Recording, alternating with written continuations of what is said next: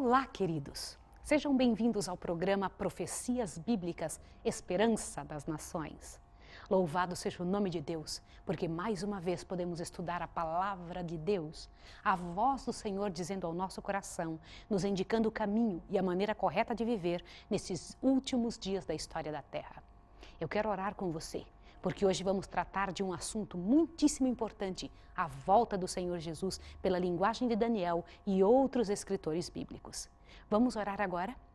Eu quero orar com você, quero pedir a Deus que te encha o coração. Vamos juntos orar?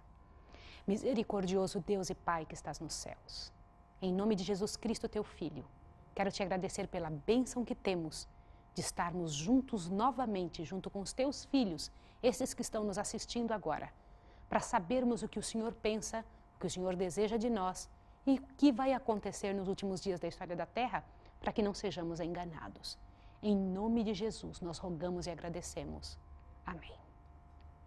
Queridos, eu gostaria de abrir a Bíblia com você mais uma vez para um detalhe interessante da palavra de Deus em Daniel. Vamos abrir novamente nossa Bíblia no livro de Daniel? Vamos juntos? Vamos dar uma olhada? Daniel, o livro de Daniel, no capítulo 7, traz algo interessante naquele sonho que Daniel teve. Dê uma olhada junto comigo no verso, olha bem, 27. O reino e o domínio e a majestade dos reinos debaixo de todo o céu serão dados ao povo dos santos do Altíssimo. O seu reino será um reino eterno e todos os domínios o servirão e lhe obedecerão.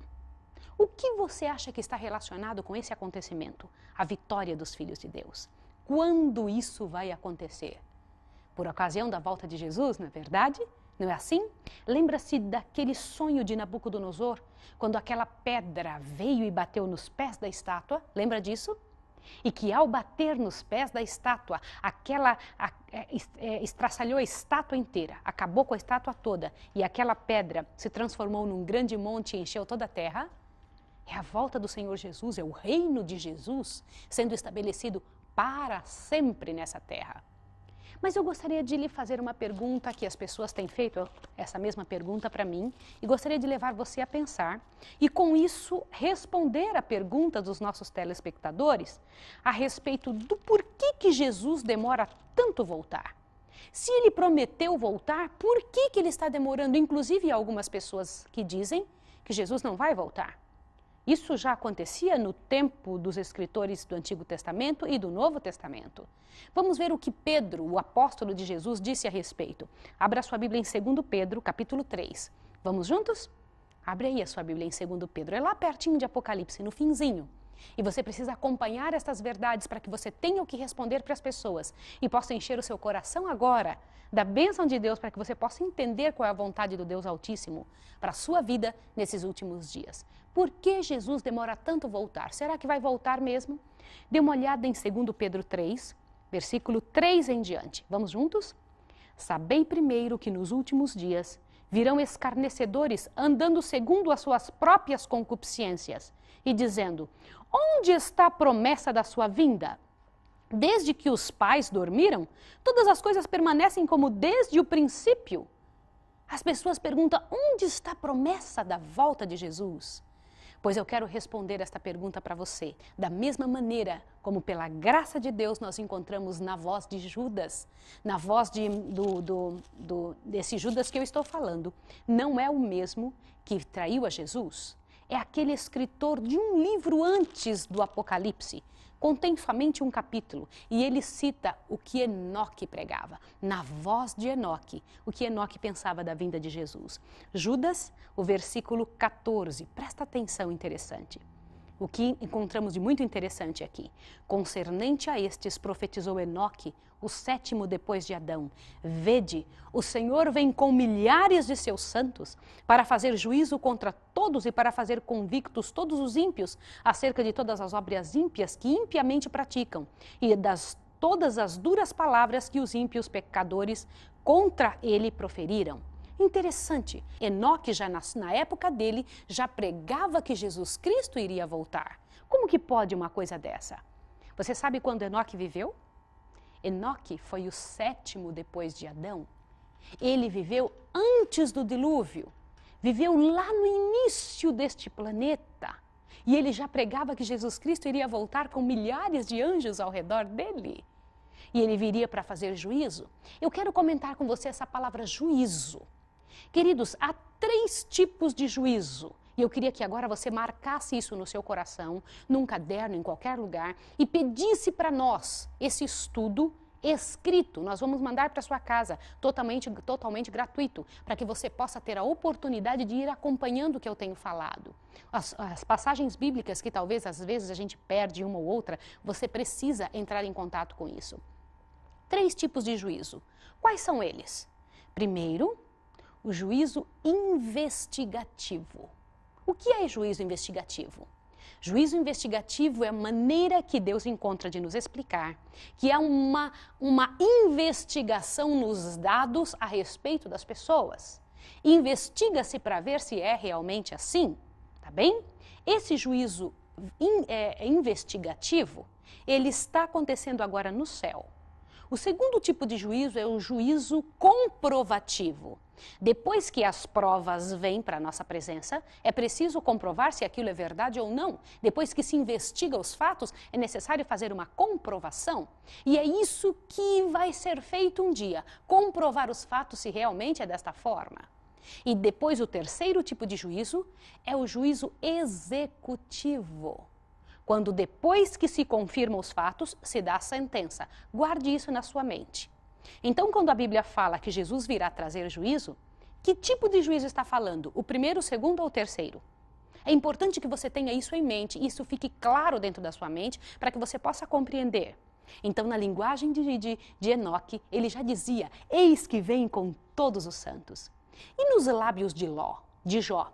O que foi que Jó disse a respeito da vinda do Senhor Jesus Cristo? Abra sua Bíblia em Jó, capítulo 19. Vai lá na sua Bíblia. Jó fica antes de Salmos. É o livro imediatamente antes de Salmos. Aliás, eu gostaria de dizer para você que o livro de Jó foi o primeiro a ser escrito antes de Gênesis. Sabia disso? O primeiro livro a ser escrito. Antes do livro de Gênesis foi escrito por Moisés. Vamos continuar vendo aqui. Jó 19, verso 25 em diante, diz o seguinte: eu sei que o meu Redentor vive e que por fim se levantará sobre a terra. E depois de consumida a minha pele, ainda em minha carne verei a Deus. Vê-lo-ei por mim mesmo com os meus próprios olhos, eu e não outros, como meu coração anseia dentro de mim. Queridos, que coisa impressionante, que bonito isso. Ele disse que sabia que o Redentor dele estava vivo e que por fim se levantaria sobre a terra. Você sabe quando Jó viveu? Viveu antes de Moisés. Muito antes dele, era um homem do Oriente. E ele tinha essa certeza que o Redentor iria vir na terra, iria se levantar sobre a terra. Vamos ver a volta de Jesus também nas palavras de Isaías. Isaías, um profeta do Senhor. Vai para frente um pouquinho, depois de Salmos, depois de Provérbios. Você vai encontrar ali o livro de Isaías. Isaías capítulo 25, verso 9. Na voz de Isaías, a volta de Jesus. Vamos dar uma olhada. Isaías 25, verso 9. Está pronto? Eu vou ler com você esta maneira tão clara e bonita de Isaías explicar a volta de Jesus Cristo. Diz assim: naquele dia se dirá, certamente este é o nosso Deus. Nele confiamos e ele nos salvou. Este é o Senhor Deus, nele confiamos, na sua salvação exultemos e nos alegremos. Este era o Deus que eles estavam aguardando. Na linguagem de Isaías, é isso que deveria estar dizendo às pessoas que seriam salvas. E na linguagem de Pedro, vamos dar uma olhadinha lá em 2 Pedro novamente, quando aconteceria a volta de Jesus? 2 Pedro 3, volta de novo lá para o finalzinho da Bíblia, onde nós iniciamos os nossos textos bíblicos de hoje, depois do livro de Daniel. Vai para 2 Pedro, você vai encontrar que coisa interessante que você encontra aqui. 2 Pedro, capítulo 3, o verso 9. Vamos juntos? Já achou? Eu faço questão que você leia porque isso faz muita diferença. Diz o seguinte: o Senhor não retarda a sua promessa, ainda que alguns a tenham por tardia. Ele é longânimo para convosco, não querendo que ninguém se perca, senão que todos venham a arrepender-se. Mas o dia do Senhor virá como um ladrão. O que significa isso? Algumas pessoas pensam que é porque a gente não vai ver, olha. Os céus passarão com um grande estrondo. Não há nada de escondido nos céus passando-se com grande estrondo. E os elementos ardendo se desfarão, e a terra e as obras que nela serão descobertas. Quando diz ele virá como ladrão, não quer dizer que será de forma escondida, é que pegará as pessoas de surpresa. Os ladrões pegam as pessoas de surpresa. Mas imagine, não há nada de escondido num grande estrondo onde os céus irão passar como um pergaminho, irão se enrolar como um pergaminho. Agora veja o verso 11 do capítulo 3 de 2 Pedro. Havendo, pois, de perecer todas estas coisas, que pessoas não deveis ser em santidade e piedade, aguardando e desejando ardentemente a vinda do dia de Deus, em que os céus em fogo se dissolverão e os elementos ardendo se fundirão? Você percebe que será algo global, algo que se verá e acompanhará na natureza? Agora, na linguagem nos lábios de Paulo, como será a vinda do Senhor Jesus? Vá na sua Bíblia em Hebreus, um pouquinho antes de Pedro, você encontra Hebreus 9. E é interessante você acompanhar essa linguagem. Hebreus 9, 27 e 28, fala de uma maneira muito clara sobre isso. Vamos ler juntos? E como aos homens está ordenado morrer uma só vez, vindo depois disso o juízo, assim também Cristo, oferecendo-se uma só vez para levar os pecados de muitos, aparecerá a segunda vez, sem pecado, aos que esperam para a salvação. Aqui Paulo está dizendo que Jesus aparecerá a segunda vez sem pecado. Queridos, e se eu disser para vocês que Jesus não virá somente a segunda vez, ele virá uma terceira vez ainda? O que é isso que você está dizendo, Maísa? Você vai ver que coisa grandiosa, nós estamos estudando profecias e as coisas que estão destinadas ao futuro são denominadas profecias e o Senhor mostrou isso para nós. E na linguagem de João, aquele apóstolo de Jesus, como que ele fala a respeito da volta de Jesus Cristo? Abra sua Bíblia em Apocalipse, foi João que escreveu o Apocalipse, Apocalipse capítulo 1. Vamos ver juntos, Apocalipse capítulo 1, verso 7. Vamos juntos? O que diz aqui? Vede, ele vem com as nuvens e todo olho o verá. O que é isso? Jesus Cristo vai voltar e todas as pessoas vão vê-lo. Então aquela história de que Jesus iria voltar como um ladrão, que ele iria voltar escondido, não confere com a Bíblia. Leia de novo. Vede, ele vem com as nuvens e todo olho verá, até mesmo os que o trespassaram, e todas as tribos da terra se lamentarão sobre ele. Sim, isso diz amém. Não é fantástico isso? E agora vamos ver alguém mais falando sobre a volta de Jesus. Os anjos falando sobre a volta dele. Nós vimos seres humanos de várias eras falando que Jesus Cristo iria voltar, esperando, numa esperança imensa no coração sobre a volta de Jesus. E os anjos, o que foi que eles disseram a respeito? Sabia que os anjos falaram que Jesus vai voltar? Atos, abra sua Bíblia em Atos. Atos capítulo 1, vamos lá juntos, vamos ver. Isso enche o nosso coração ao saber estas verdades. Isso faz muita diferença. Atos capítulo 1, verso 10. Olhe bem, foi assim que Jesus havia subido ao céu. Ele tinha ido embora de vez depois daqueles 40 dias que havia passado aqui com os discípulos depois de sua morte, depois de sua ressurreição. Olha o que diz aqui no Atos capítulo 1, verso 10. E estando eles, os discípulos, com os olhos fitos no céu, enquanto ele subia, de repente junto deles se puseram 2 anjos vestidos de branco. Olha o que os anjos disseram.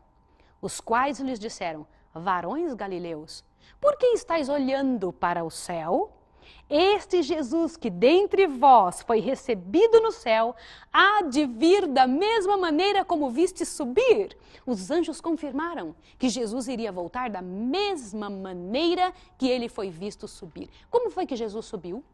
Jesus subiu em carne? Sim, não há nenhum local aqui onde está o corpo de Jesus guardado. Jesus está em corpo no céu, exatamente como ele tinha corpo aqui.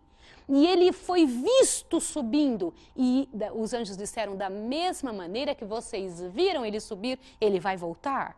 Não é fantástico? Foram os anjos que falaram. Anjos não mentem, lembram disso?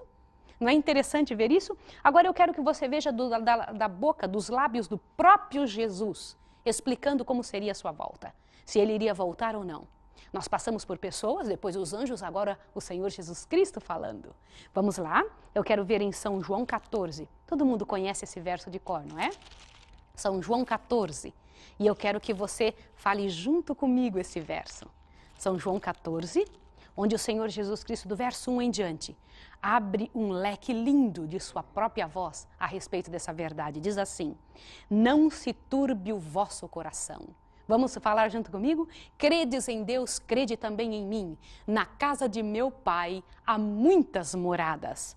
Se não fosse assim, eu vou-lo teria dito, pois vou preparar-vos lugar. E se eu for e vos preparar lugar, o que diz aqui? Veja junto comigo: virei outra vez e vos levarei para mim mesmo, para que onde eu estou estejais vós também. Jesus é verdadeiro, Jesus é real, Jesus prometeu e assim é que acontece. Ele vai voltar, ele fez a promessa e Jesus é tão obediente que ele é fiel até sua própria palavra e sua palavra é tão séria que ele mesmo obedece. Você já pensou em algo assim tão grandioso? Que coisa interessante, mas por que ele demora? Qual é a razão pela qual ele está demorando? Uma das razões, é importante você entender uma das razões. Eu conheço pelo menos 2 razões pelas quais ele está demorando vir, mas uma delas está em 2 Pedro 3, verso 9. Vai lá para o finalzinho da Bíblia de novo. 2 Pedro 3, verso 9, mostra uma das razões pelas quais Jesus está demorando vir. 2 Pedro 3, verso 9 diz o seguinte: o Senhor não retarda a sua promessa, ainda que alguns a tenha por tardia. Ele é longânimo para convosco. O que diz o seguinte? Não querendo que ninguém se perca, senão que todos venham a arrepender-se. Queridos, se aqui diz que Jesus não quer que ninguém se perca, por isso que ele está retardando, não retarda a sua promessa, ainda que alguns a tenham por tardia. Mas ele é longânimo. Sabe o que é longânimo? O Senhor Deus espera a tua decisão. Será que Jesus não está esperando por você? Será que Deus não está esperando pelas pessoas da sua casa? Pelas decisões que você tem que tomar ao lado dele? Por quem Jesus está esperando? Meu querido, minha querida, é muito séria a minha pergunta. Enquanto Jesus não vem, continuam lotados os hospitais, cada dia aparecem doenças piores, porque esta é a ação do inimigo, que continua agindo aqui como se ele fosse o dono deste planeta, e não é. Jesus resgatou esse planeta e nos resgatou para ele. Enquanto Jesus não vem, as cadeias continuam lotadas, filhos sofrendo, pessoas angustiadas, e cada dia o mundo piora, o mundo envelhece piorando. Meus queridos, o que Deus espera de você? Não seria por você que Jesus Cristo está esperando? Não seria por você que o Senhor Jesus Cristo está aguardando para voltar? O Senhor Jesus disse aqui, ele não retarda a sua promessa, ainda que alguns a tenham por tardia, ele é longânimo para convosco, não querendo que nenhum se perca, mas que todos venham a arrepender-se. O desejo de Jesus era para que o mundo inteiro se arrependesse e chegasse à compreensão de que ele é o Salvador. Mas vai um texto mais, eu quero que você abra em Hebreus 10. Vai na sua Bíblia em Hebreus 10, um pouquinho antes, e veja mais um detalhe a respeito da volta de Jesus. Hebreus 10 traz uma realidade bem interessante para que a gente possa compreender. Hebreus 10, 35 em diante. Olha, portanto, 35 e 36 e 37 de Hebreus 10, é importante você ler. Portanto, não lanceis fora a vossa confiança, que tem uma grande recompensa. Por que a Bíblia diz para não lançar fora a sua confiança, que tem uma grande recompensa? Necessitais de perseverança para que depois de haver desfeito a vontade de Deus, alcanceis a promessa.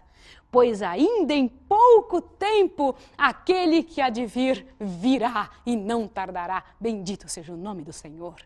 Mais uns dias Jesus Cristo estará voltando. Aqui disse, pois ainda em pouco tempo, aquele que há de vir virá e não tardará. Ele está voltando, queridos. Assim que se cumprirem todos esses detalhes, este final glorioso, esse detalhezinho que falta de todas as profecias bíblicas que já se cumpriram, então o Senhor Jesus Cristo virá, que é a nossa esperança, é o que nós estamos aguardando. E o que nós devemos fazer então? Volta lá no livro de Daniel, bem pertinho do livro de Daniel. Você vai ver algo interessante no livro de Amós, tá bem? O livro de Daniel está ali, mais para frente um pouquinho, depois de Oséias, você vai encontrar o livro de Amós, depois de Joel. O que a Bíblia diz no livro de Oséias, algo interessante. O que você deve fazer então, no capítulo 4, Amós capítulo 4. Qual deve ser a sua atitude nestes últimos dias da história da Terra, enquanto aguarda que Jesus Cristo venha, como prometeu, como tantas pessoas disseram, como até os anjos confirmaram. Veja bem, Amós 4, verso 12. É para você e é para mim. Portanto, assim te farei, ó Israel. E porque isto te farei, prepara-te, ó Israel, para te encontrares com teu Deus. Olha que coisa fabulosa. O que Deus espera de você? Que você se prepare. Prepara-te para encontrar-te com o Senhor, com o Deus eterno. Daqui uns dias Ele virá. Por enquanto, Jesus Cristo está fazendo o julgamento. Por isso Jesus Cristo não veio. E do que é que eu estou falando? Eu estou falando do capítulo 8 de Daniel. É o que nós vamos estudar no próximo estudo. O capítulo 8 de Daniel trata de algo muito sério sobre o julgamento celestial. Que Jesus Cristo ainda está fazendo o julgamento celestial. E que quando ele tiver julgado a última pessoa, ele vai dizer, está feito. E então ele vai voltar para levar os filhos dessa terra. Você pode imaginar algo assim? A volta de Jesus é a maior esperança de todas. É a maior esperança de todo aquele que o aguarda. E imagine algo, há 6.000 anos o céu aguarda este momento que foi predito por tantas pessoas, que foi ansiado por tantos que já dormem. O sono da morte, queridos. Isso não é muito sério? É muito importante entender isso. O Senhor Jesus Cristo vai voltar sim, como disse, mas não antes que termine de julgar a última pessoa. A primeira parte do juízo, que é o juízo investigativo, o Senhor Jesus Cristo já começou. Como que nós sabemos disso? Através das profecias de Daniel. E assim que ele terminar de fazer o julgamento, ele vai voltar para a segunda parte do julgamento. Qual é essa segunda parte? O juízo investigativo passou, então ele vai passar para o juízo comprovativo, onde você e eu vamos estar presente lá para ver este juízo e observar por que alguns não foram. Por que algumas pessoas não foram junto com Jesus Cristo? Isso é coisa muito séria. E depois que Jesus Cristo voltar a terceira vez, ele então vai vir junto conosco. É isso que está lá em Apocalipse, capítulo 21. Ele vai descer junto conosco, junto, dentro da cidade santa. E aquele dia, quando ele voltar, vai ressuscitar todos os mortos, aqueles que não foram junto com Jesus. E por que mortos? Porque a Bíblia diz que eles morrerão pelo esplendor da vinda de Jesus Cristo.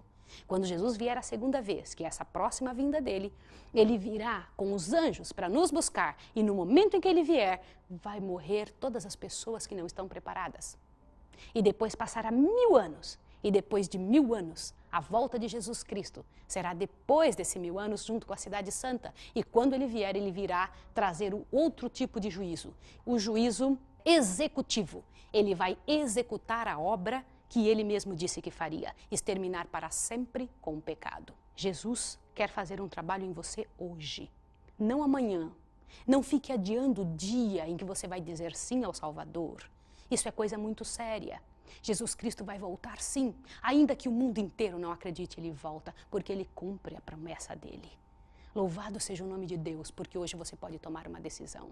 No nosso próximo estudo, traga a sua Bíblia. Nós vamos estudar Daniel 8, onde vamos detalhar estes assuntos que acabamos de falar sobre o juízo investigativo, o juízo de Deus. Não perca a oportunidade na próxima vez. Deus espera por você. Deus tem interesse por você e por sua família. Você não foi feito para morrer. Você foi feito para salvar-se, como hoje lemos na palavra de Deus, na nossa Bíblia. O Senhor Deus não quer que nenhum se perca, mas que todos cheguem ao arrependimento. Eu quero orar com você e com sua família. Mas antes eu quero que você mesmo ore, que você tome uma decisão, que você se coloque num espaço e numa posição psicológica, mental e espiritual, que Deus possa trabalhar com você. Algumas vezes nós dizemos que Deus é que é responsável pela nossa decisão, e não é. Deus já deu tudo o que era necessário para que nós nos salvássemos. Ele deu até seu próprio filho. O que mais você precisa? O que mais Deus precisaria fazer por você? Eu quero orar com você agora. Quero pedir a Deus que abençoe você, que te encha o coração. Eu quero que você, pela graça de Deus, possa saber e ter a certeza que está sendo ouvido. Vamos orar? Vamos falar com o nosso Deus. Misericordioso Deus e Pai, bendito seja o teu nome por teu interesse, por teu amor pela humanidade.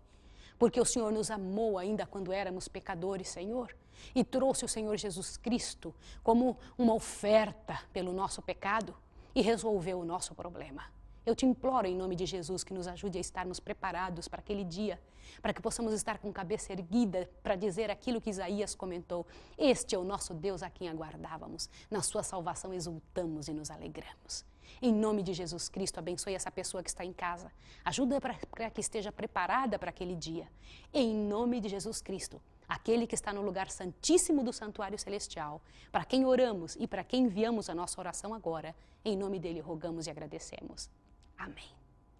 Glorioso seja o nome de Deus. Que Deus te abençoe. Até o próximo estudo.